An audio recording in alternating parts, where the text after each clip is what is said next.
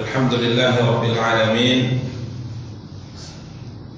wassalatu wassalamu ala ashrafil anbiya'i wal mursalin, nabiyyina Muhammadin wa ala alihi wa sahbihi ajma'in. Asyhadu an la ilaha illallah wahdahu la syarika lah, wa asyhadu anna Muhammadan abduhu wa rasuluh.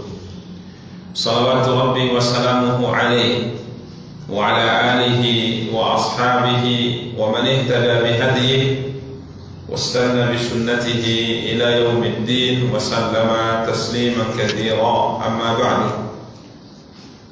Ikhwani wa akhawati kaum muslimin, kaum muslimat rahimani wa rahimakumullah jami'an.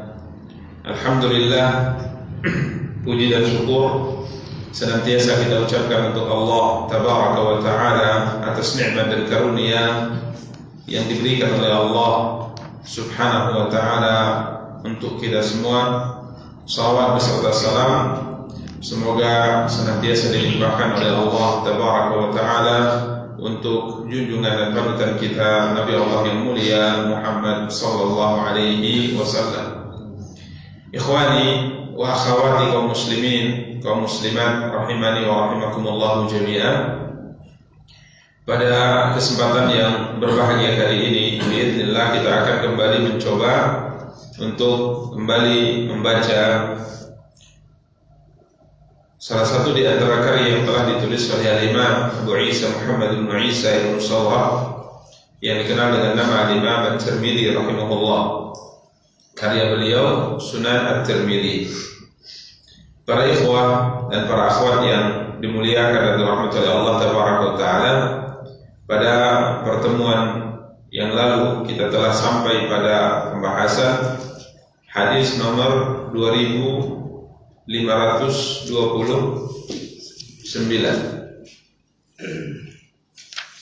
Hadis Abu Hurairah radhiyallahu anhu. Beliau berkata, telah bersabda Rasulullah sallallahu alaihi wasallam, fil jannati mi'atu darajah, ma baina kulli darajataini mi'atu 'am. Nabi kita yang mulia sallallahu alaihi wasallam bersabda bahwa di dalam surga ada mi'atu darajah, 100 tingkatan. Dan jarak antara dua darajah, jarak antara dua tingkatan, antara satu tingkatan dengan tingkatan yang ada di atasnya, perjalanan mi'atu 'am, 100 tahun. Ini menunjukkan bahwa surga sangat luas. Surga sangat luas. Bahkan nanti akan kita bacakan hadis yang lainnya di mana Nabi kita yang mulia sallallahu alaihi wasallam bersabda bahwa jika seandainya manusia dikumpulkan oleh Allah Tabaraka wa Ta'ala di salah satu di antara tingkatan surga, itu sudah cukup untuk mereka. Inna fil jannati mi'atu darajah law anna al-alamina ijtama'u fi idahunna lawasi'athum. Nanti ada riwayat yang disebutkan Imam Tirmidzi terkait dengan bahwa surga memiliki 300 tingkatan. Setiap tingkatan jaraknya 100 tahun. Kemudian salah satu di antara tingkatan ini saja, kalau seandainya makhluk diletakkan padanya, itu sudah cukup untuk mereka. Lalu bagaimana surga yang 100 tingkatan itu? Ini menunjukkan surga sangat besar, surga sangat luas. Ini hadis yang telah kita bacakan pada pertemuan yang lalu. Sekarang kita akan masuk hadis berikutnya, hadis nomor 2530. Hadis sahabat yang mulia, dari sahabat yang mulia Mu'adz bin Jabal radhiyallahu anhu. Sesungguhnya Rasulullah sallallahu alaihi wasallam bersabda, "Man shama Ramadhana wa shalla as-salawati wa hajja al-baita la adri adzakara az-zakata am la illa kana haqqan 'ala Allah an yaghfira lahu in hajara fi sabilillah aw makatha bi ardihi allati wulida biha. Nabi kita yang mulia sallallahu alaihi wasallam bersabda, barang siapa yang berpuasa di bulan Ramadan, jadi mengerjakan kewajiban puasa di bulan Ramadan, wa shalla salawat, kemudian ia mengerjakan salat 5 waktu yang Allah wajibkan, wa hajjal baita, kemudian ia juga melaksanakan haji ke Baitullah. Kemudian rawi mengatakan, la adri adzakara zakata am la, aku tidak ingat apakah dalam sabda ini Nabi sallallahu alaihi wasallam menyebutkan tentang zakat atau tidak. Ya. Jadi barang siapa yang mengerjakan puasa Ramadan, kemudian mengerjakan salat 5 waktu, kemudian melaksanakan haji ke Baitullah, ada kemungkinan Nabi SAW juga mengatakan menunaikan zakat. Ya, berarti lengkap rukun Islam. Tentunya diawali dengan muslimah mengucapkan syahadat la ilaha illallah wa anna Muhammadar Rasulullah. Dia adalah seorang muslim, seorang muslimah. Kemudian dalam kehidupannya dia mengerjakan kewajiban rukun Islam berikutnya, menegakkan salat, menunaikan zakat, berpuasa di bulan Ramadan, menunaikan ibadah haji. Ya, menunaikan ibadah haji. Illa kana haqqan 'ala Allah an yaghfira lahu, kecuali pasti Allah akan mengampuni dosa-dosanya. Ya, pasti Allah akan mengampuni dosa-dosanya. In hajara fi sabilillah, apakah ia melaksanakan hijrah di jalan Allah? Ya, apakah ia hijrah atau tetap menetap di negeri yang ia dilahirkan padanya? Sama saja apakah ia hijrah atau tidak hijrah. Tatkala ia dalam hidup seorang muslim, seorang muslimah menegakkan salat 5 waktu, menunaikan zakat, berpuasa di bulan Ramadan, melaksanakan ibadah haji ke Baitullah, Allah pasti akan mengampuni dosa hamba ini.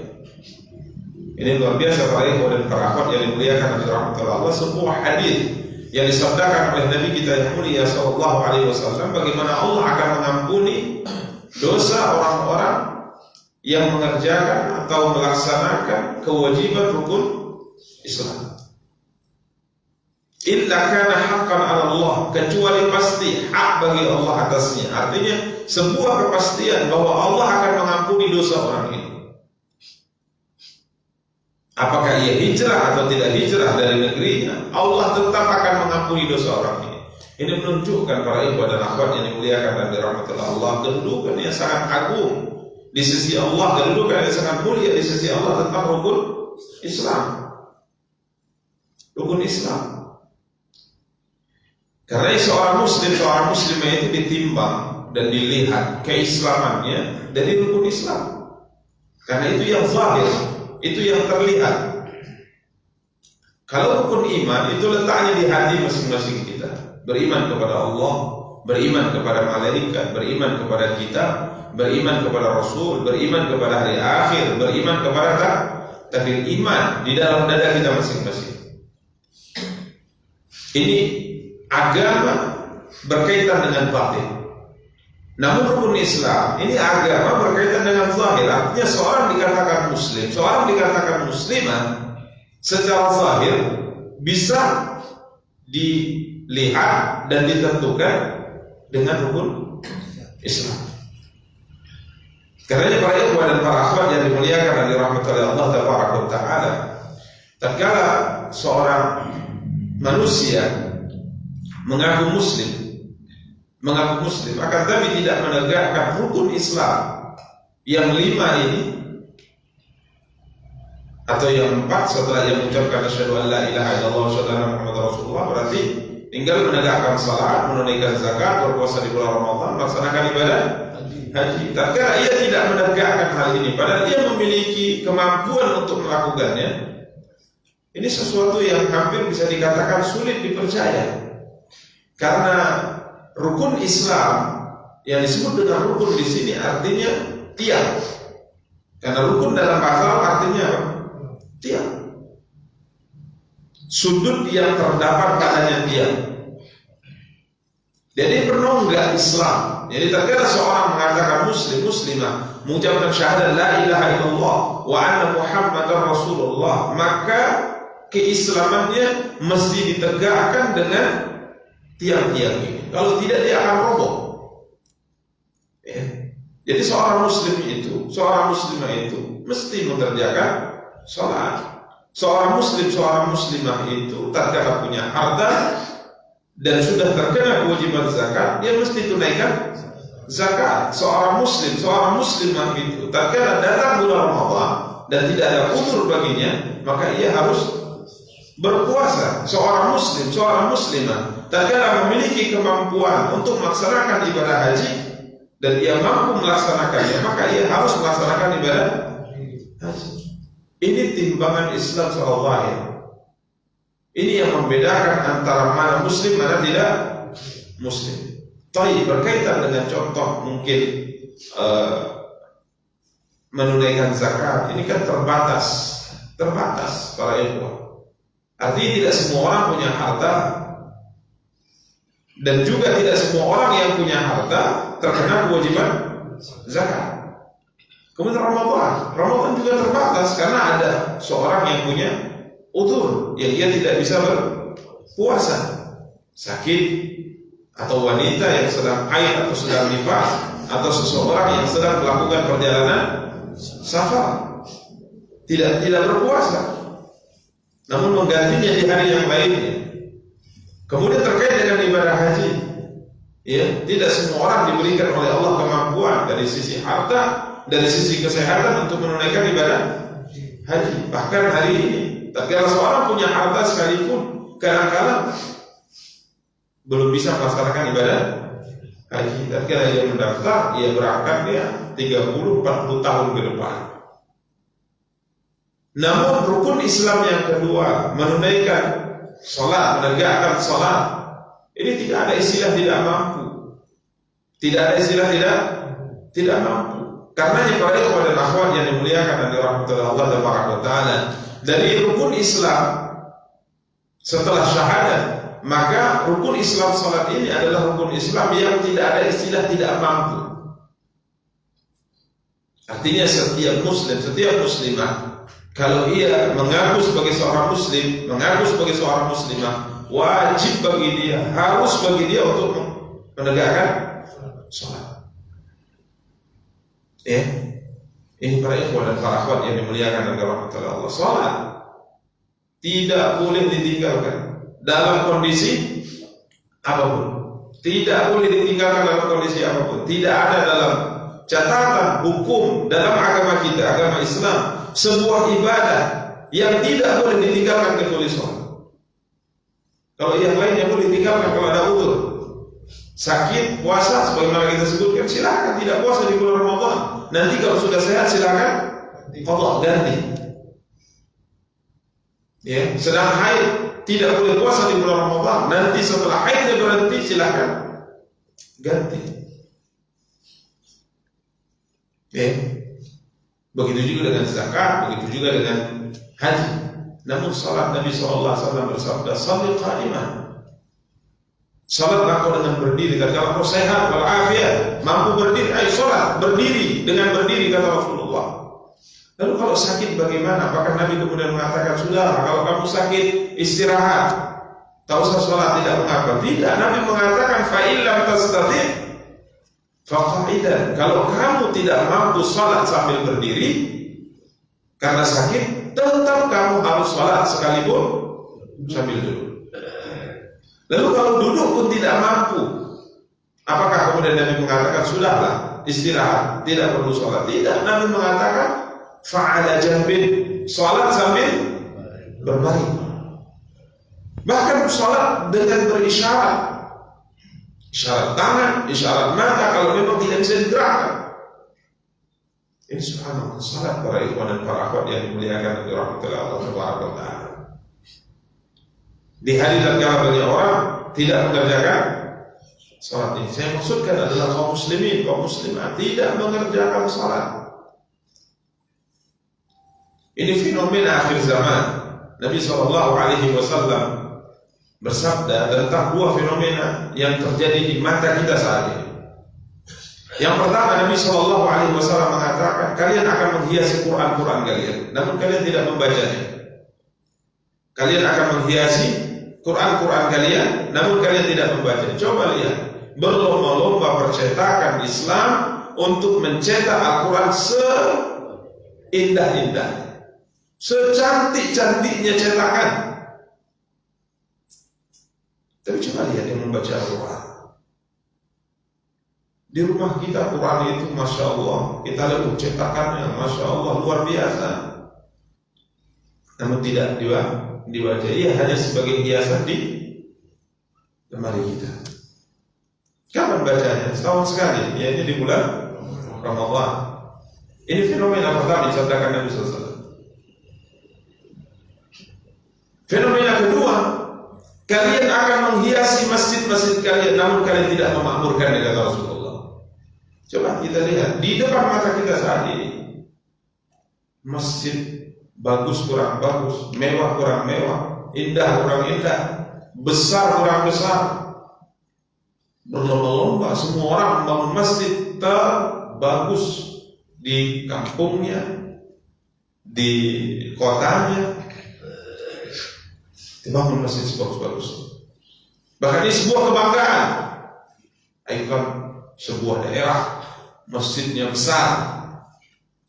Tapi subhanallah kita perhatikan di daerah-daerah yang tidak jauh dari daerah kita saat ini. Kita pergi ke daerah kanan, ke daerah kiri. Ini berlomba-lomba bangun masjid pemerintahnya, bagus. Tapi kita lihat masjid ini penuh hanya untuk selfie saja. Udah perhatikan ini? Betul kan? Ramai luar biasa ramai. Ya, coba perhatikan kota-kota tetangga kita. Dan alhamdulillah kemarin saya pulang dari Medan, saya lihat sudah ada besar tuh. Apa namanya yang di jalan tuh Baliho ya, besar. Akan dibangun masjid. Alhamdulillah di kota tercinta kita ini, kota kita masjid besar. Tapi ingat, kewajiban yang paling utama setelah itu adalah memakmurkan. Bukan jauh-jauh datang kemudian selfie, wah indahnya luar biasanya, dikumandangkan azan bubar. Itu fenomena para ikhwan yang harus kita renungkan. Masjid itu dibangun untuk sholat. Masjid itu dibangun untuk zikir, bukan untuk selfie. Nabi SAW tatkala mendapati seorang sahabat yang pernah kita juga singgung dalam beberapa pertemuan, yang masuk ke masjid, seorang sahabat yang hidup di kampung. Biasa orang padang pasir, hidup padang pasir, kalau seandainya sesak buang air kecil, dia akan menyudut saja, cari tempat yang agak nyaman, kemudian dia kencing. Namanya di padang pasir, tidak ada toilet umum kan? Nggak ada toilet umum di tengah padang pasir. Silahkan, kalau seandainya sesak tengah padang pasir, pergi ada pohon sedikit atau agak menjauh, silahkan buang air di sana. Padang pasir. Begitu kebiasaan mereka. Maka ini orang Arab Badui, sahabat Nabi SAW, pergi ke Madinah kota. Kemudian di masjid ikut bersama dengan para sahabat, duduk berkumpul bersama dengan Rasulullah SAW. Tiba-tiba sesak.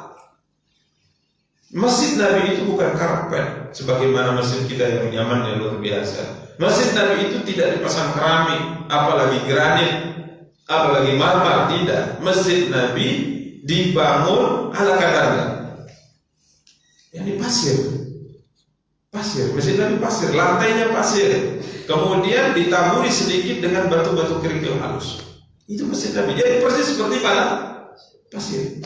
Maka sahabat yang datang dari kampung ini tatkala bergabung dengan sahabat di masjid bersama dengan Rasulullah, tiba-tiba sesat. Maka dia tidak berpikir apapun sebenarnya, tidak ingin menghinakan masjid, tidak ingin menghinakan kaum muslimin, apalagi menghinakan Nabi, tapi dia berpikir ya layaknya di tengah padang pasir. Maka ia pergi ke sudut masjid, kemudian dia buang air kecil. Wah, ribut para sahabat. Ada yang ingin mukul, ada yang ingin narik, dan berkata, "Dau, biarkan," kata Rasulullah. Ya, biarkan kata Rasulullah SAW. Maka akhirnya dia buang aja sampai selesai. Sahabat ini tentunya orang Arab pedalaman, maka ini salah. Karena yang lain sudah pada emosi.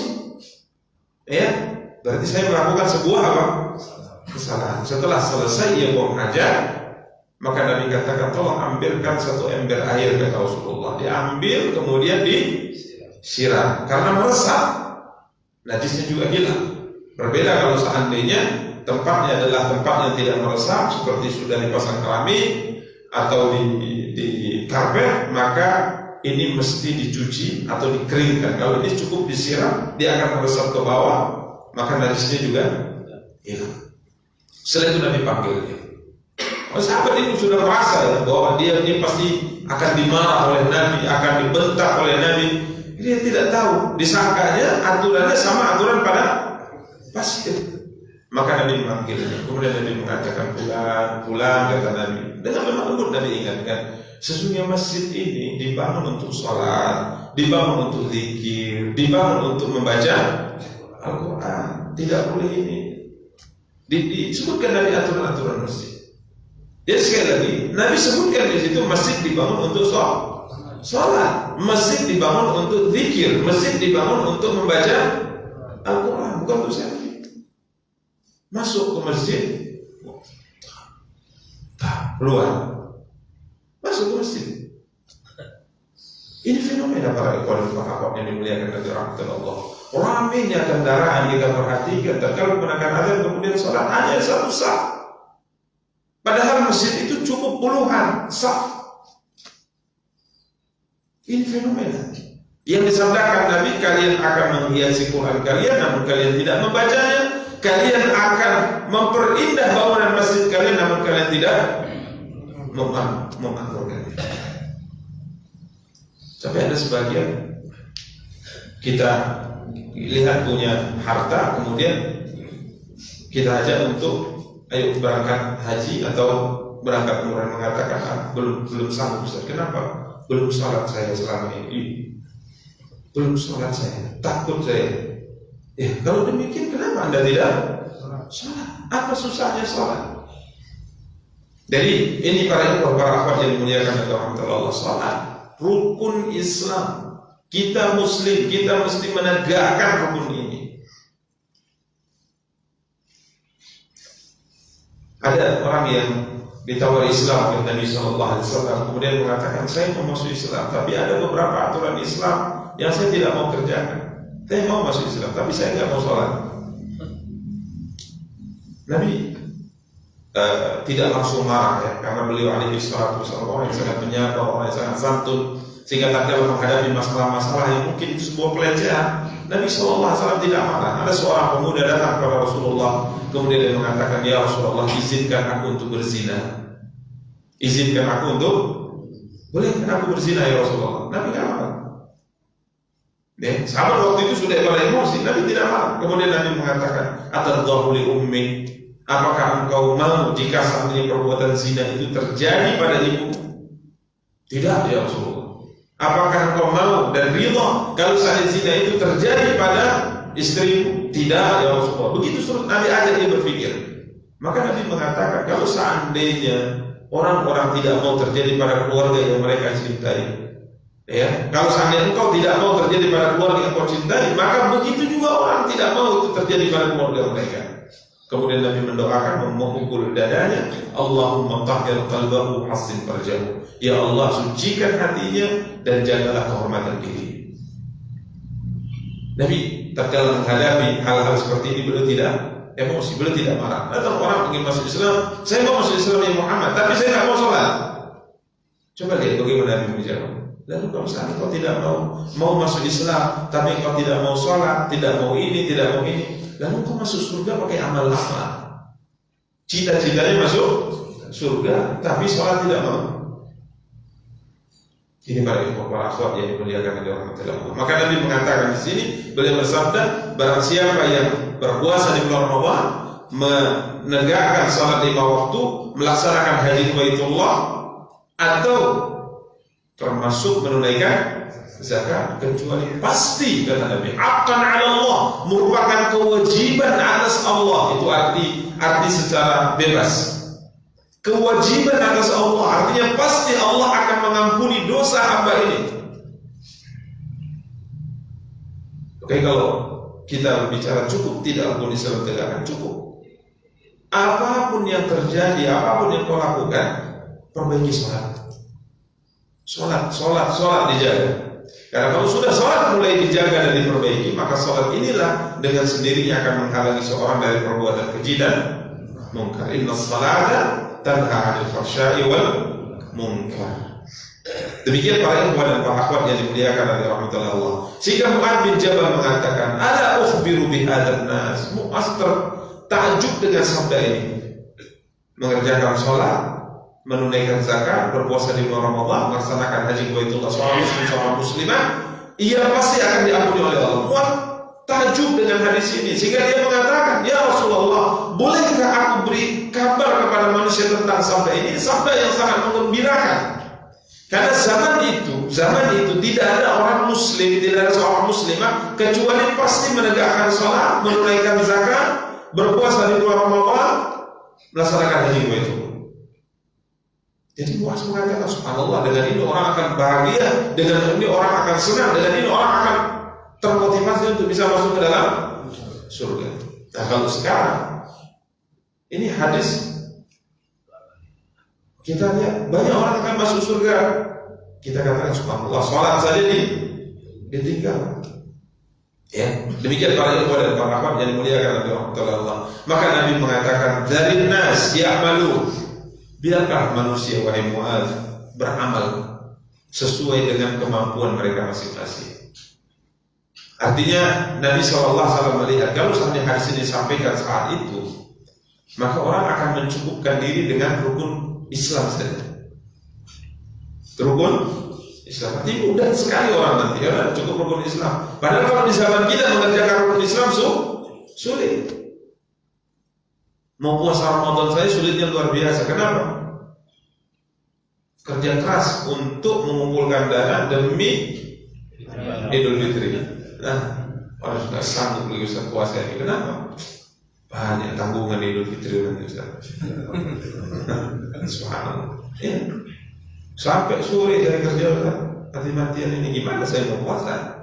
Kalau di zaman dulu untuk puasa ini sangat mudah gitu. Jadi orang masuk surga itu mudah. Maka ketika Mu'adz mengatakan, apakah boleh aku sampaikan itu kepada manusia? Nabi melihat, sudah Mu'adz, biarkan orang beramal sesuai dengan kemampuan yang Allah berikan. Artinya orang saat itu sedang semangat melakukan ibadah, menambah ibadah selain daripada rukun Islam, maka biarkan.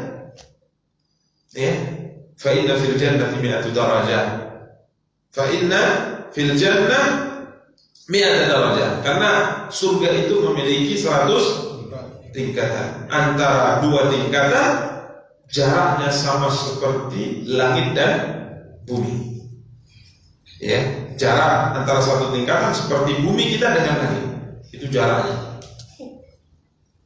Ya, jadi berjibaku, biarlah manusia berlomba-lomba berusaha untuk mendapatkan tingkatan surga yang paling tinggi. Ya, wal firdausu 'alal jannah wa awsatuha, sedangkan tingkatan surga yang paling tinggi adalah surga Firdaus. 'Alal jannah, surga Firdaus adalah surga yang paling tinggi. Wa awsatuha, dan surga yang paling indah itu surga Firdaus. Wa fawqa dzalika 'arsyur rahman, tepat di atas surga Firdaus arsy Allah, arsy singgasana. sebagaimana dimaklumi oleh kita semua, Arsy ini adalah makhluk yang paling besar. Tidak ada makhluk terbesar yang Allah ciptakan di alam semesta melebihi besarnya Arsy. Arsy makhluk yang terbesar. Wa yahmilu 'arsya rabbika fawqahum yawma idzin thamaniya. Allah mengatakan kelak Arsy ini dijunjung oleh 8 malaikat. 8 malaikat menjunjung Arsy, memikul Arsy 8 malaikat. Tidak 1 malaikat, tapi apa? 8, banyak yang menjunjungnya karena dia besar. Sampai Nabi pernah bersabda, sesungguhnya Tuhan telah mengizinkan kepadaku untuk menginformasikan kepada kamu sekalian bagaimana besarnya 8 malaikat yang ditugaskan menjunjung Arsy ini. Ya, besarnya mereka, kata Rasulullah, ma baina sahmati udhunihi, jarak antara ujung daun telinganya, ujung daun telinganya, syahmah ini artinya, syaham itu artinya lemak. Ini ujung telinga lemak. Jadi ujung daripada telinganya sampai pundaknya perjalanan 500 tahun. 500 tahun. Jadi belum sampai itu udah mati dulu kalau kita jalan. Dia tidur. Jalan ini belum sampai di ujungnya kita sudah meninggal. Luar biasa besarnya. Ini ada 8. Nah, kalau tidak diizinkan oleh Allah untuk menginformasikan hal ini kepada kita, menyampaikan kepada kita, maka Nabi tidak akan menyampaikannya. Sehingga Arsy adalah makhluk terbesar dan dia adalah atap untuk alam semesta. Atap untuk alam semesta. Ini Arsy. Para ikhwan dan para akhwat yang dimuliakan dan dirahmati oleh Allah Tabaraka wa Ta'ala. Surga Firdaus tepat di bawah Arsy. Wa minha tufjaru anharul jannah. Dan dari surga Firdaus ini sungai-sungai surga mengalir. Berarti apa istilahnya? Baik, kalau sungai itu ada hulu, ada hilir kan? Hulu itu adalah pusatnya atau awalnya. Jadi hulunya semua sungai di surga itu dari sungai Firdaus. Makanya kalau kita ingin mandi di sungai, biasanya kita cari yang paling atas. Kenapa? Dia paling bersih. Kalau kita di yang paling bawah, ya dapat kotoran aja. Yang bekas mandi orang, bekas ini orang di atas kan. Itu tentunya kalau di dunia, sungai dunia. Kalau sungai surga tentunya kencing tidak, buang air besar juga tidak. Tapi tetap luar biasa. Tapi tetap kita ingin di hulu. Ya, biasanya memang air di hulu itu lebih istimewa daripada yang di hilir. Keindahan yang di hulu itu lebih istimewa daripada keindahan di hilir. Maka Nabi mengatakan surga Firdaus ini darinya memancar, mengalir semua sungai di dalam surga. Karenanya Nabi bersabda, fa idza sa'altumullaha fas'aluhul firdaus. Karenanya kalau seandainya kalian minta surga kepada Allah, mintalah surga Firdaus. Nah, jadi kalau minta surga, jangan yang Allah masukkan aku ke dalam surga yang rendah saja, nggak apa-apa ya. Jangan minta surga yang paling tinggi. Walaupun kita ketahui kedudukan tinggi itu biasanya didapat dengan perjuangan. Ada sebuah kata-kata bijak yang dulu waktu kita masih kecil di pesantren selalu dihafalkan oleh guru-guru kami. Ya, sebuah ungkapan yang memotivasi. Ya, sebuah ungkapan yang memotivasi. Biasa ada kalimat-kalimat yang dihafalkan untuk memberi apa? Motivasi. Ada kalimat menjadda wajada misalnya. Barang siapa yang bersungguh-sungguh maka dia akan mendapatkan apa yang dia cita-citakan. Ada sebuah ungkapan, man talabal ula sahiral layali wa man talabal ula min ghairi kardin adha'al umura fi talabil muhali. Ya, sebuah ungkapan yang mungkin dari kecil dihafalkan ke kita, sehingga sama seperti sebuah pepatah mengatakan, belajar dari waktu kecil bagian mungkir di atas batu. Jadi sebuah ungkapan yang terukir di dalam dada kita, terukir dalam ingatan kita. Ya, man talabal ula sahira layali. Barang siapa yang memiliki cita-cita besar, maka dia pasti akan bergadang di malam hari. Artinya, tatkala dia punya cita-cita besar, pasti pikirannya terganggu, istirahatnya juga apa? Terganggu. Wa man talaba al-ula min ghairi qadin adha'a al-umra fi talabil muhal. Barang siapa punya cita-cita tinggi, cita-cita besar, tapi tanpa perjuangan, tanpa susah payah, ia telah menghabiskan umurnya hanya sia-sia saja. Jadi butuh apa? Perjuangan. Wa idza kanat an-nufusu kibara ta'ibat fi muradiha ajsamu. Kalau seseorang di dalam dadanya punya cita-cita besar, maka jasadnya akan lelah demi untuk menggapai cita-cita itu. Tapi kalau cita-cita kita sekedarnya, ya sudah, tak perlu susah.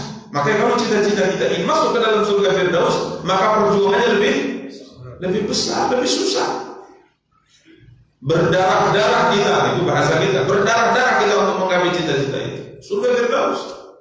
Maka Nabi mengatakan, kalau kalian ingin meminta surga kepada Allah, jika kamu minta surga kepada Allah, maka mintalah surga Firdaus.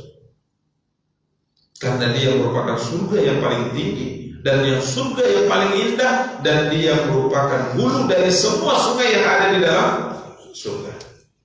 Demikian para ikhwan dan para akhwat yang dimuliakan dan dirahmati oleh Allah. Karenanya semangat untuk menggapai surga Firdaus ini yang melemah. Maka Nabi kita yang mulia sallallahu alaihi wasallam terkadang memotivasi para sahabat. Beliau memotivasi para sahabat dengan menyampaikan beberapa ungkapan. Apakah kalian tidak punya keinginan besar, cita-cita besar, mimpi besar untuk surga, sebagaimana dimiliki oleh fulan, dimiliki oleh fulana? Yang tatkala Nabi sallallahu alaihi wasallam bercerita, kenapa kalian tidak memiliki cita-cita dan harapan angan-angan besar sebagaimana yang dimiliki oleh seorang nenek tua di kalangan Bani Israel? Ya, ada seorang nenek di kalangan Bani Israel tatkala Nabi Musa alaihi salam hendak meninggalkan negeri Mesir, maka beliau malam itu beliau ajak semua Bani Israel untuk melarikan diri dari Mesir. Jumlah mereka ratusan ribu. Mereka ingin keluar dari Mesir, tidak juga menemui jalan keluar. Seperti ada penghalang. Setelah berusaha beberapa kali tidak ditemukan jalan keluar, maka Nabi Musa alaihi wasallam mengumpulkan alim ulama. Apa yang terjadi ini? Kenapa jalan keluar, jalan untuk menuju keluar dari Mesir tidak juga kita temukan? Mereka mengatakan, telah kami dapati ketetapan yang telah ditetapkan oleh Allah dan dalam ilmu yang telah disampaikan sebelumnya, bahwa Nabi Yusuf alaihi salam beliau berdoa kepada Allah, jika nanti Bani Israel keluar dari Mesir, ya Allah, maka janganlah mereka keluar kecuali setelah membawa jasadku. Ya, karena beliau ingin jasadnya juga dibawa keluar dari apa? Dari Mesir. Maka di mana posisi jasad Nabi Yusuf alaihissalam? Maka tidak ada yang tahu satupun dari Bani Israel, jumlahnya ratusan ribu, kecuali seorang nenek tua yang sudah berumur. Sudah tua, karena neneknya sudah berumur, ya, sudah tua, ya. Maka didatangilah nenek itu oleh Nabi Musa, dan Nabi Musa meminta, tunjukkan di mana jasad Nabi Yusuf. Maka sang nenek berkata, tidak wahai Nabi Allah, kecuali dengan satu syarat. Kecuali dengan satu syarat. Apa syaratnya? Dia mengatakan, jadikan aku masuk ke dalam surga bersama. Artinya di tingkatan surga Nabi Musa alaihissalam. Para nabi surganya di mana? Firdaus. Wah, ini permintaan luar biasa. Permintaan luar biasa. Ini semangatnya untuk masuk ke mana? Ke surga. Cita-cita terbesar yang masuk ke dalam surga. Begitu juga seorang sahabat yang suatu hari membantu Rasulullah SAW. Kemudian Nabi SAW katakan, minta apa yang kau mau, aku akan berikan. Maka sahabat ini berpikir, apa yang akan dia minta kepada Rasulullah? Ya, maka maka sahabat ini mengatakan, as'aluka murafaqataka fil jannah. Ya Rasulullah, izinkan aku meminta kepadamu untuk menjadi pendampingmu di dalam surga Allah, ini surga Firdaus. Maka kali itu Nabi SAW melihat ini permintaannya berat dan luar biasa. Ya, kalau kita mungkin ditawari seperti itu oleh Nabi saat ini, apa yang kau minta? Ya Rasul, aku minta perkebunan. Ya Rasul, aku minta perdagangan. Ya Rasul, aku minta harta. Tapi subhanallah, sahabat yang mengatakan aku minta menjadi pendampingmu di surga. Maka Nabi mengatakan, ataukah ada permintaan yang lain? Jangan inilah, kata Nabi. Enggak, aku hanya minta yang itu, aku tidak mau yang lain. Maka Nabi SAW kala itu berkata, fa'inni ala nafsika bi kathratis sujudi idzan. Kalau demikian, coba bantu aku untuk agar kiranya engkau bisa mendapatkan apa yang kau minta tadi dengan memperbanyak salat, kata Nabi. Perbanyak salat boleh. Bantu. Nabi minta bantuan. Ayo perbanyak salat. Semoga yang kau minta ini bisa dikabulkan oleh Allah Taala. Demikian para ikhwan dan para akhwat, Nabi SAW mengatakan, kalau kamu minta surga kepada Allah, maka mintalah surga Firdaus, tapi butuh perjuangan. Ya. Sholat tidak, tapi mintanya surga Firdaus. Ini kelewatan ya, kelewatan banget ya. Puasa di bulan Ramadan tidak, mintanya surga Firdaus. Berjuang, ya, berjuang karena hasil itu akan diberikan oleh Allah setelah kita berjuang maksimal untuk mendapatkan sesuatu yang kita minta kepada Allah Subhanahu wa Ta'ala. Demikian para ikhwan dan para akhwat yang dimuliakan dari rahmat Allah Tabaraka wa Ta'ala. Berikutnya hadis nomor 2531. Masih berkaitan dengan tingkatan-tingkatan surga. Hadis Ubadah bin As-Samit. Sesungguhnya Rasulullah SAW bersabda, fil jannati mi'atu darajah, ma baina kulli darajataini kama baina as-sama'i wal ardh. Di surga ada 100 tingkatan dan antara dua tingkatannya jaraknya sama seperti langit dan bumi. Jauh. Wal firdausu a'laha darajah. Sedangkan Firdaus itu merupakan surga yang paling tinggi, tingkatan surga yang paling tinggi. Wa minha tufjaru anharul jannah. Dan dari surga Firdaus inilah mengalir sungai-sungai surga yang 4. Sungai-sungai surga yang 4. Para ikhwan dan para akhwat yang dimuliakan oleh rahmat Allah, di sini ada tambahan disebutkan bahwa 4 sungai surga yang mengalir itu alirannya, hulunya itu dari surga Firdaus. Para ulama berbeda pendapat tentang 4 sungai surga ini. 4 sungai surga ini apa maksudnya? Tatkala kita kembali kepada sejarah Isra dan Mi'raj, Nabi SAW melihat di surga itu ada sungai yang terlihat. Ada 4 sungai. Ada 2 sungai zahirah yang terlihat, ada 2 sungai batinan yang tidak terlihat. Dan disebutkan dalam hadis Isra dan Mi'raj, kalau antum kembali kepada perjalanan Isra dan Mi'raj Nabi kita yang mulia sallallahu alaihi wasallam, disebutkan dalam hadis tersebut bahwa 2 sungai yang terlihat itu adalah sungai Nil dan sungai Efrat. Nil wal Furat. Ini 2 sungai yang terlihat, mengisyaratkan bahwa 2 sungai ini, yakni sungai Nil dan sungai Efrat, ini hulunya dari surga. Ini luar biasa para ikhwan dan para akhwat yang muliakan dari rahmat Allah. Karenanya 2 sungai ini memiliki sebuah catatan sejarah yang unik. Silakan untuk baca penelitian para ilmuwan terkait dengan 2 sungai ini.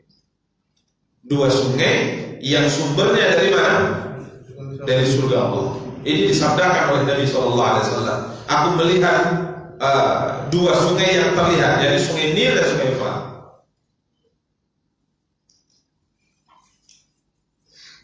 Dan Nabi SAW menyebutkan beberapa hal yang akan terjadi, seperti Efrat misalnya, pada suatu hari nanti di akhir zaman Efrat ini akan mengering, debit airnya berkurang, kemudian akan terlihat di situ gunung emas, akan terlihat emas murni nampak. Jadi tinggal bercangkol saja sudah dapat bongkah-bongkah emas. Maka disebutkan oleh Nabi kita yang mulia sallallahu alaihi wasallam, semua orang yang mengetahui akan emas yang ada di sungai Efrat itu semuanya datang untuk mengambil. Manusia biasa ya, kalau ada hitungannya, kalau ada keuntungannya, pasti orang akan berbondong-bondong. Ya, contoh misalnya kalau ada di Sungai Tinggi, ada butiran-butiran emas, insya Allah semua orang akan terjun ke sungai. Maka Nabi mengatakan akan disingkap Jabal Dzahab, emas. Semua orang datang, kemudian orang-orang akan mengatakan, kalau orang-orang yang di sana mengatakan, jika seandainya kita biarkan semua orang mengambilnya, maka kita tidak akan dapat bahagia. Sehingga terjadi peperangan besar, berebutan memperebutkan emas ini. Maka Nabi SAW katakan, dari 100 orang yang terjun ke medan tempur, yang mati 99, yang selamat cuma 1. Karena tamaknya manusia terhadap apa? Harta.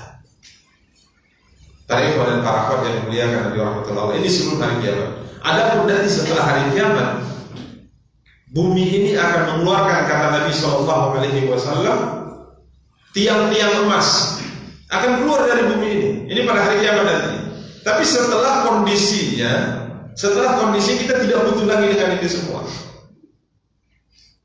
Keluar emas, permata. Akhirnya kita mengatakan, gak ada seorang pun kata Rasulullah mengambilnya. Bahkan tak kala orang melihat bongkar-bongkar emas itu keluar dari perut bumi, sebagaimana diizinkan oleh Allah yang mengeluarkan semua kekayaannya. Karena bumi ini di perutnya penuh dengan kekayaan. Itu milik Allah semua. Suatu hari Allah akan keluarkan ini semua, ya. Kemudian orang tak kala melihat dia mengatakan, nggak mau saya ambil.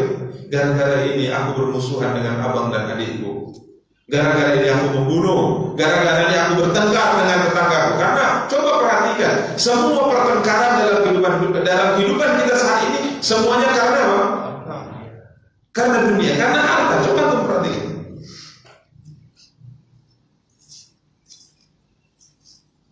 Bahkan dia berani membantah, mencaci orang tuanya karena dia lihat orang tuanya memberikan kepada anak yang lainnya lebih. Pada itu kadang-kadang hanya sekedar perasaan saja.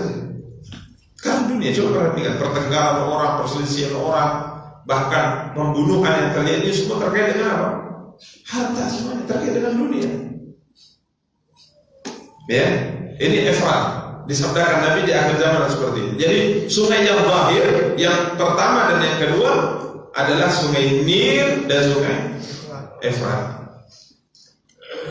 Sedangkan sungai yang batinan yang tidak terlihat, sebagai para ulama mengatakan sungai Kautsar. Sungai apa?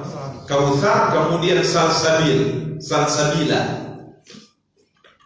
Kautsar disinggung oleh Allah dalam surat Al-Kautsar. Allah berfirman, Inna a'tainakal Kautsar. Sesungguhnya kami akan berikan kepadamu ya Muhammad Al-Kautsar. Nabi SAW bersabda dalam sebuah hadis, Kautsar itu adalah nahrun wa'adanihi rabbi yaumil qiyamah. Kautsar itu adalah sungai yang dijanjikan oleh Tuhanku untukku di dalam surga.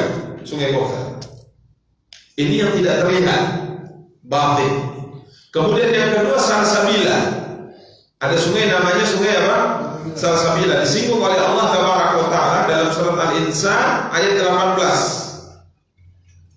Surat Al-Insan ayat 18. Allah berfirman pada ayat 17-nya, wa yusqawna fiha ka'san kana mizajuha zanjabila. Di dalam surga itu mereka akan diberi minum segelas minuman yang campurannya adalah zanjabil. Zanjabil jahe, minum hangat. Ada. Jadi di surga ada jahe, tapi bukan jahe-jahe seperti dunia. Ada jahe di surga. Karena apa yang diberikan di surga itu sebenarnya juga sebagiannya ada di mana? Di dunia. Namun hakikatnya berbeda. Ada buah kurma, ada buah delima, pisang ada. Kita kemarin lihat ada orang jual delima. Ada jual delima. Saya tanya berapa harganya? Yang jual Nasrani. Berapa harganya? 100 sekian. Mahal ya. Kalau satu ini berapa? Ditimbang 75.000 satu biji. Wah mahal sekali saya bilang. Iya bos surga. Saya terkejut. Boleh saya katakan, dari mana kamu tahu ini bos surga? Dia pun terkejut jadi. Tapi kalau dia mengatakan ini bos surga, saya terkejut. Bagaimana dia tahu ini bos surga? Maka saya balik buat dia terkejut. Saya katakan, dari mana kamu tahu ini bos surga? Dia terkejut, terdiam. Tapi kemudian dia menjawab. Semoga Allah memberikan hidayah kepadanya. Dia menjawab, begini dikatakan orang-orang katanya ada di dalam Al-Quran. Orang-orang mengatakan demikian. Katanya ini buah disebutkan dalam Quran bahwa ia ada di dalam surga. Benar. Jadi salah satu di antara buah surga itu adalah buah delima. Tapi bukan delima sebagaimana delima kita ya. Nah, nanti kita rasakan bersama. Kita informasikan nanti. Gimana rasanya? Oh beda. Amin ya rabbal alamin. Karena nanti di surga ada sebuah reuni ya. Cerita tentang apa yang terjadi dulu di dunia. Bahkan ada mengatakan dulu ada tatkala mereka sedang cerita Allah dalam Al-Quran. Sesungguhnya aku punya teman dekat dulu di dunia. Aku punya teman dekat di dunia. Ceritanya sekarang nggak tahu deh. Maka dikatakan, apakah kau ingin tahu teman dekatmu sekarang? Maka disingkaplah kira teman dekatnya di mana? Di neraka. Dia, wah, hampir saja kalau aku ikuti saranmu, aku masuk neraka gara-gara kamu. Makanya hati-hati dalam berteman itu juga harus perhatikan. Jangan teman ngajak oke, teman ini oke. Hati-hati. Subhanallah. Innali qarin. Sesungguhnya aku punya teman dekat di dunia. Teman dekatnya ini kafir. Teman dekatnya ini melarangnya beriman. Untuk apa kamu imani itu? Untuk apa kamu ini? Untuk apa kamu ini? Kiranya waktu mereka sedang bercerita dengan teman-teman, aku punya teman dulu, nggak tahu ceritanya gimana sekarang. Kira disingkap rupanya teman kafirnya itu di mana? Di dalam neraka. Jadi ada sebuah tempat nanti kita akan bertemu di sana, kemudian kita akan bercerita bernostalgia tentang apa yang terjadi dalam kehidupan dunia dahulu. Ya, demikian para ikhwan dan para akhwat yang dimuliakan oleh Allah. Jadi apa yang Allah berikan di dalam surga itu hakikatnya ada di dunia saat ini, tapi hanya persamaan itu hanya sekedar apa? Nama. Sungai ada di sini, ada sungai. Di surga juga ada sungai. Ya, tapi tentunya beda antara sungai dunia dengan sungai surga Allah Taala. Jadi disebutkan dalam hadis yang mulia ini salsabila tadi kita sebutkan bahwa mereka akan diberi minum secangkir minuman zanjabil, minuman jahe. Apakah jahe biasa atau jahe merah? Gak tahu kita. Ya. Kemudian Allah mengatakan ainam fiha tusamma salsabila. Air yang dicampur dengan jahe ini adalah air yang didatangkan dari sungai salsabila. Jadi salsabila itu nama sungai. Di mana? Di surga. Karena banyak orang menamakan anak putrinya salsabila. Ya, Allahu a'lam apakah latar belakangnya karena namanya sungai di surga atau karena enak disebut. Enak didengar. Orang Indonesia itu kalau pilih nama biasanya dia akan pilih nama yang paling enak didengar. Apalagi agak keren-keren sedikit ya sekarang gitu. Lagi trennya kasih nama ke keren. Ya selama tidak bertentangan dengan syariat Allah namanya, tidak mengandung unsur yang bertentangan dengan syariat, maka silakan. Ya, demikian para ikhwan. Jadi ini surga yang tidak ada sungai, dalam surga yang tidak terlihat saat itu, yakni sungai Kautsar dengan sungai Sabila. Sedangkan yang terlihat dua, yakni Nil dan Efrat. Furat bahasa Arabnya. Ini cerita Isra Mi'raj. Namun ada riwayat yang menyebutkan bahwa sungai yang dimaksudkan di sini adalah 4 sungai surga yang lainnya. Jadi hulu beberapa sungai yang ada di dunia itu dari surga. Maka disebutkan yang pertama jelas tadi Nil dan Furat. Ini jelas. Kemudian yang kedua kalau kita lihat dalam sebagai riwayat ada sungai disebutkan dalam bahasa hadisnya, saya tidak tahu bagaimana mengucapkannya dalam ejaan Latinnya. Jihud, ya, coba teman dicek gimana membacanya dalam ejaan Latin. Sungai Jihud ini sebuah sungai besar yang ada di Yordania, ya. Kemudian yang keempat Sihud. Jadi Jihud dengan Sihud ini dua sungai yang juga ada di daerah Syam. Jadi yang pertama sungai yang hulunya dari surga itu adalah sungai Nil, kemudian Furat, kemudian Jihud, kemudian sungai Sihud. Ini sungai-sungai besar yang ada di negeri Syam. Demikian para ikhwah dan para akhwat yang dimuliakan dan dirahmati oleh Allah Tabaraka wa Ta'ala. Kemudian wa min fawqiha yakunul 'arsy. Di atas surga ini, surga Firdaus, 'arsy Allah. Fa idza sa'altumullaha fas'aluhul firdaus. Karenanya kembali Nabi mengulang, kalau seandainya kalian meminta surga kepada Allah, maka mintalah surga Firdaus. Demikian para ikhwah dan para akhwat yang dimuliakan dan dirahmati oleh Allah Tabaraka wa Ta'ala. Berikutnya hadis nomor 2532. Hadis Abu Sa'id Al-Khudri radhiyallahu anhu. Hadis Abu Sa'id Al-Khudri radhiyallahu anhu dari Nabi kita yang mulia sallallahu alaihi wasallam, inna fil jannah mi'ata darajah. Sesungguhnya di dalam surga ada 100 tingkatan. Kembali diulang tentang tingkatan surga.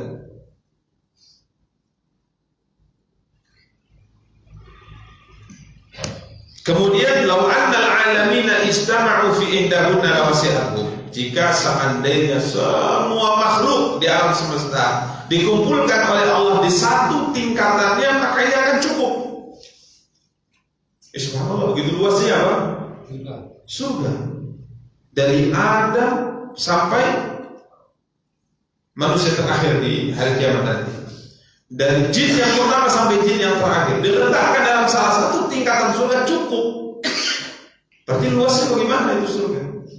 Karena pernah kita sebutkan penduduk surga yang paling rendah kedudukannya di dalam surga, artinya surga paling bawah, kekuasaan yang Allah berikan kepadanya, luasnya kerajaan yang Allah berikan kepadanya sebesar dunia dan 10 kali lipat. Nah ini coba lihat, kita mau beli 1000 hektar, waduh susahnya luar biasa. Masih 1000 hektar. Apakah ada orang menguasai tanah yang satu negara milik dia? Tapi coba katakan, yang pernah kita ceritakan, yang terakhir kali selamat dari titian, yang pernah kita ceritakan, terakhir kali selamat dari titian. Kemudian pertama dia minta agar wajahnya dipalingkan dari titian tersebut, dari api neraka, karena wajahnya tidak bisa dipalingkan dari, jadi terus melihat ke belakang. Maka akhirnya Allah palingkan. Setelah dipalingkan, dia lihat ada pohon, ada mata air, minta. Kemudian didekatkan, kiranya melihat yang lebih baik, dia minta lagi, terus sampai akhirnya Allah mengatakan, sebenarnya wahai anak Adam, apa permintaan atau pemberian yang bisa aku berikan kepadamu sehingga aku tidak minta yang lainnya? Ini setiap kali berjanji untuk diberikan permintaan tertentu dan berjanji tidak akan meminta apapun, tapi nyatanya tatkala dia lebih minta lagi. Maka Allah mengatakan, anak Adam, apa sebenarnya pemberian yang bisa aku berikan kepadamu sehingga engkau tidak minta apapun lagi kepadamu? Maka Allah mengatakan, tangan, coba kau beranak-anak supaya nggak minta yang lainnya setelah itu. Coba kau beranak-anak, kau meminta apa kepadamu? Maka dia pun berhayal. Kemudian dia mengatakan, ya Allah, aku minta ini. Allah mengatakan, tamanna, coba berhayal lagi, kau berangan-angan lagi, kau mau minta apa? Maka dia tingkatkan lagi daya daya hayalannya. Dia mengatakan aku ingin minta ini. Allah mengatakan coba berhayal lagi, tingkatkan lagi angan-anganmu, hayalanmu. Maka dia mengatakan aku minta ini, sampai akhirnya Allah mengatakan minta lagi. Dia mengatakan tidak sanggup lagi Allah. Karena akal kita walaupun sebagai penghayal kelas kakap tetap ada batasnya. Maka Allah mengatakan untukmu apa yang kau hayalkan kau minta itu dan 10 kali lipat seperti itu. Jadi dia mengatakan apakah aku meledekku sedangkan Rob semesta alam tidak pantas mau lakukan itu ya Tuhanku. Ada seorang bisa mengatakan bisa bantu saya Pak berapa? 10 juta. Kalau 1 miliar mau kasih mau gak? Atau jawab apa kalau ada lagi? Kita minta Pak saya butuhkan ini berapa? 10 juta. Oke, kalau 1 miliar gimana? Mau terima? Apa Bapak ini? Betul Pak kan gitu kan? Maka begitulah bahasa ini hamba di hadapan Allah. Dia ingin minta ini. Allah terus coba kau mau minta apa lagi? Aku ingin ini lagi. Ditingkatkan hayalannya. Minta ini. Allah katakan coba hayal lagi. Silakan tingkatkan lagi. Sampai akhir tatkala dia sudah berada pada ambang batas yang tidak mampu berhayal lagi, maka Allah mengatakan untukmu apa yang kau minta dan 10 kali lipat sepertinya. Wajar orang yang mengatakan engkau meledekku ya Tuhan, tidak pantas engkau melakukan itu sedangkan pada Rabb semesta alam. Maka Allah pun tertawa. Kemudian Allah mengatakan aku tidak sedang meledekmu wahai hambaku, tapi aku adalah Zat yang maha mampu melakukan apapun yang aku kehendaki. Kun jadilah maka terjadi sebagaimana yang aku inginkan. Demikian para ikhwan dan para akhwat yang dimuliakan oleh Allah. Jadi satu surga itu kalau untuk tempat semua kita itu cukup. Tapi subhanallah, Allah Maha Kaya. Surga ada 100 tingkat. Berarti luasnya sangat luar biasa. Ini yang membuat orang termotivasi. Ada seorang sahabat Umar di perang Badar. Disebutkan di perang Badar. Nabi saat itu memotivasi para sahabat untuk terjun ke medan tempur. Nabi mengatakan, "Qumu ila jannatil arduha as-samawati wal ardh." Ayo berdirilah menyambut surga yang luasnya seluas langit dan bumi. Umar bin Khattab, seorang sahabat kalian sedang makan kurma. Kemudian mengatakan, "Bakhil." Gitu. Bakhil itu wah gitu. Nabi mengatakan, "Kenapa kok seperti itu?" Enggak. Aneh saja Rasul, masa surga seluas langit dan bumi? Aku berharap aku bisa masuk ke sana. Dan mengatakan engkau termasuk penduduk surga yang seluas langit dan bumi. Subhanallah, terbakar semangatnya. Kemudian dia ambil kurma, dia makan kurma. Ada berapa biji kurma di kantungnya? Dia makan satu. Dia mengatakan, ya Allah, jika saatnya aku makan, habiskan kurma ini semua. Ini panjang kali lah hidupku untuk masuk surga katanya. Padahal cuma makan kurma, bukan makan daging. Ya, berapa biji kurma? Kalau kita katakan 4 kurma itu berapa menit? 4 menit lah. Karena semenit masuk semua. Panjang. Dia mengatakan, la in ana huyitu hatta akula tamarati hadhihi innaha la hayatun tawilah. Jika seandainya aku hidup sampai menghabiskan beberapa biji kurma ini, panjang kali lah hidupku di dunia ini. Dia buang kurma, turun ke medan tempur sampai syahid. Panjang kali hidup katanya makan kurma. Kita sudah dikasih puluhan tahun masih mengatakan, ya Allah, semoga 60 tahun lagi aku hidup ya Allah. Tapi tidak ada masalah sudah hidup umur panjang. Dengan catatan Nabi SAW mengatakan seorang yang baik itu adalah yang umurnya dipanjangkan oleh Allah dan amalnya diperbaiki oleh Allah. Orang yang paling buruk itu adalah umur panjang tapi amalnya semakin buruk. Makin tua makin jadi tua keladi jadi orang ya. Makin tua makin jadi. Makin tak sholat. Sudah mulai sakit matanya enggak sholat. Sudah mulai sakit tulangnya enggak sholat. Luar biasa. Waktu muda semangat sholat, udah tua enggak semangat sholat. Luar biasa. Ibadah kepada Allah itu ibadah kepada Allah. Jadi surga itu luas. Sehingga akhirnya sahabat Nabi Umar ini syahid di medan perang. Ini satu tingkatan yang cukup. Bagaimana kalau 100 tingkatan? Demikian para ikhwan dan para akhwat yang dimuliakan oleh rahmatullah Allah. Terakhir hadis yang akan kita bacakan, hadis dari Abdullah bin Mas'ud radhiyallahu anhu. Innal mar'ata min nisa'i ahli jannah la yura bayadu sakiha min wara'i sab'ina kullah hatta yura mukhuha. Hadis ini diperbincangkan oleh para ulama tentang kesahihannya, tapi ini dalam fadhail kita tetap sebagaimana metode kita tetap baca hadis-hadis seperti ini. Sesungguhnya al-mar'atu min nisa'i ahli jannah, satu bidadari dari wanita surga, la yura bayadu saqiha min wara'i sab'ina kullatan hatta yura mukhuha.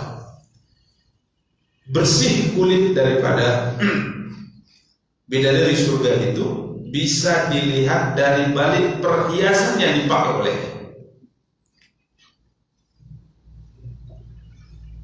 Contoh baju yang dipakai, ini pasti akan menutup kulit. Betul tidak? Seputih-putihnya manusia di muka bumi ini, kalau ia sudah kulitnya ditutupi dengan baju ini, maka kulit putihnya tidak akan terlihat. Ada seorang yang cantik sekali, ditutupi dengan kain, tutup seluruh tubuhnya dari ujung rambut sampai ujung kaki. Nampak kecantikannya? Tidak. Tapi kecantikan wanita surga itu, walaupun ditutupi dengan perhiasan sebanyak apapun, pakaian sebanyak apapun, kita akan melihat keindahan kulit. Berarti bercahaya. Maka disebutkan dalam sebagai riwayat, kalau seandainya salah satu di antara bidadari surga menampakkan wajahnya di dunia, kalah terangnya matahari. Bagaimana lihatnya Ustaz? Pakai kacamata lihatnya. Ini kita sekarang tidak akan sanggup melihatnya, tapi kelak Allah akan berikan kemampuan kepada kita untuk melihat keindahan kecantikan itu. Ini luar biasa. Disebutkan tadi, walaupun terlihat bayatu saqiha, putih kulitnya itu dari balik, bahkan disebut sab'ina kullah, dari balik 70 perhiasan yang ditempelkan di tubuhnya itu. Karena begitu indahnya. Bahkan hatta yura mukhuha, bahkan kecantikannya itu akan terlihat sampai ke mukh tulang, sumsumnya. Ini ngeri dari orang. Ini gimana? Tak terbayangkan ini ceritanya, tak terbayangkan ceritanya gimana? Berarti antum kalau ingin berkaca nanti di surga, cukup dengan tubuh pasangan itu. Kalau pakai cermin lagi, deh mau cerminan dulu.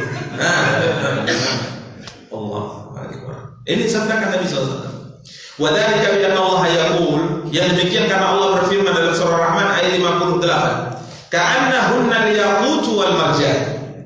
Mereka itu seakan-akan, jadi bidadari itu seakan-akan permata yaqut dan marjan, memancarkan cahaya sangat indah, memukau setiap orang yang memandangnya. Kemudian Nabi SAW mengatakan, fa'amal yaqutu fa'innahu hajarun law adkhalta fihi silkan summa istasfaitahu la uritahu min wara'ihi. Sedangkan yakut itu dia adalah sebuah batu. Ini gambaran Nabi, kita anak pribadi tapi tak antum pernah tidak melihat batu yakut. Yakut itu kata disebutkan dalam ini, dia adalah sebuah batu yang kalau kau masukkan padanya satu tali atau satu benang, kemudian kau tarik, la uritahu min wara'ihi. Kau letakkan di batu yakut itu, kalau kau letakkan tali di sini, kau bisa mandang dari sini. Karena apa namanya? Beningnya. Begitulah gambar yang disebutkan dalam hadis ini. Ini sesuatu yang tidak bisa kita bayangkan ya, sebuah nikmat yang disediakan oleh Allah yang tidak bisa kita bayangkan. Kemudian terakhir ini masih satu bab 2535 ya, kurang lebih kalimatnya sama. Inna awwala zumratin yadkhuluna al-jannah yawmal qiyamati dawu wujuhihim ala mithli dawil qamar lailatal badr. Sesungguhnya kelompok yang pertama masuk ke dalam surga pada hari kiamat, pancaran wajah mereka, cahaya di wajah mereka sama seperti cahaya bulan purnama. Bercahaya wajahnya. Ya. Kelompok yang kedua, golongan yang kedua, atau rombongan ya, bisa diartikan rombongan. Zumrah tsani, rombongan yang kedua, ala mithli ahsani kawkabid durriyyin fis sama. Wajah mereka bagaikan bintang yang paling terang di atas langit. Ini luar biasa ya. Likulli rajulin minhum zawjatan. Setiap dari mereka ini akan Allah pasangkan dengan 2 orang pasangan bidadari di surga. Ya. Ala kulli zawjah sab'una kullah. Satu pasangannya ini akan diberikan kepadanya 70 perhiasan. Kan terus 70 perhiasan terlalu banyak kan jelek ya. Seorang wanita di dunia misalnya dia pakai gelang 10 di tangannya, 10 di tangan kanan, 10 di tangan kiri, kalungnya 5, cantik kan? Hah? Jelek. Tapi subhanallah. Maksudnya dari mungkin dihitung dari bajunya, dihitung dari gelang itu sampai 70 perhiasan membuat dia sangat indah. Had yura mukhtusafiha min wara'iha. Tulang sumsumnya itu bisa dilihat sekalipun ditutupi oleh perhiasan-perhiasannya. Ya, ini luar biasa ya. Mungkin gimana aliran darahnya nampak betul ngalir darahnya. Ya, ini adalah sebuah nikmat yang disampaikan oleh Nabi SAW yang kita tidak tahu hakikatnya.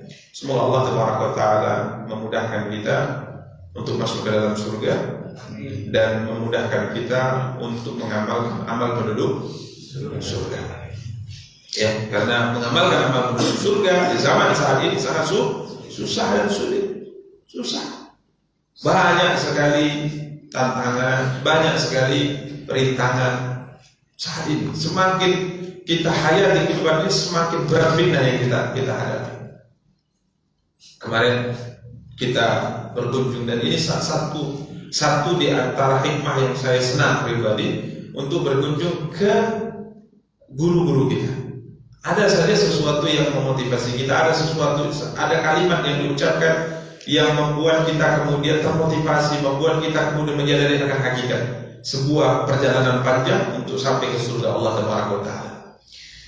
Kita berkunjung ke saat pulang kemarin ke Riau, kita berkunjung ke salah satu di antara pondok pesantren yang diasuh oleh salah satu di antara guru kita, Sedaki Hafizahullah Ta'ala, pondok pesantren Umar bin Khattab. Jumlah santrinya itu ribuan ya. Ketepatan sholat Isya, sholat maghrib saya tidak ketemu, kemudian sholat Isya saya masuk, beliau lebih masuk duluan. Saya sebenarnya malu untuk dekat dengan beliau karena tidak sowan bahasanya di awal ketemu. Saya ingin lari kusap terlalu jauh, jadi akhirnya mau tak mau saya salat di samping beliau. Setelah salam beliau, assalamualaikum. Ya, akhirnya saya salam. Kemudian beliau banyak cerita.